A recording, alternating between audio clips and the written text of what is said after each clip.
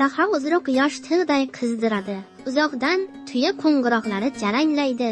Karvon yo'lga tushadi. Men Samar. Bugun sizni tarixdagi eng uzun va eng buyuk safarga olib chiqaman.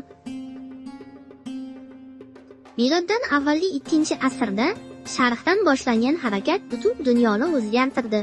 Buyuk Ipak yo'li paydo bo'ldi.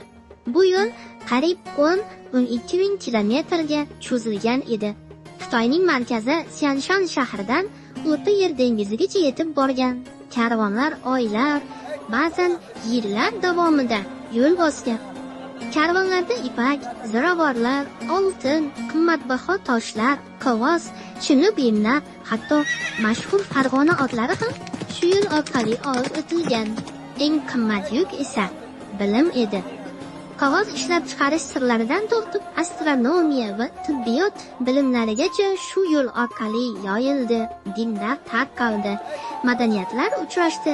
Markaziy Osiyo esa bu ulkan harakatning yuragiga aylandi. Karvonsaroylar qurildi, bozorlar gavjumlashdi, savdogarlar, elchilar va sayyohlar bir hududda uchrashdi.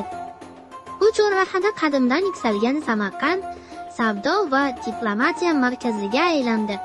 15-asrga kelib, dengiz yo'llari ochildi, savdo yo'nalishlari o'zgardi. Ammo Buyuk Ipak yo'li tarixda birinchi global aloqa tizimi sifatida muhrlandi. Bu yo'l faqatgina savdo emas, balki sivilizatsiyalar uchrashuvi yo'lidir. Men esa yangi sarguzashtlar bilan qaytaman. Keyingi sonlarda ko'rishguncha salomat bo'ling.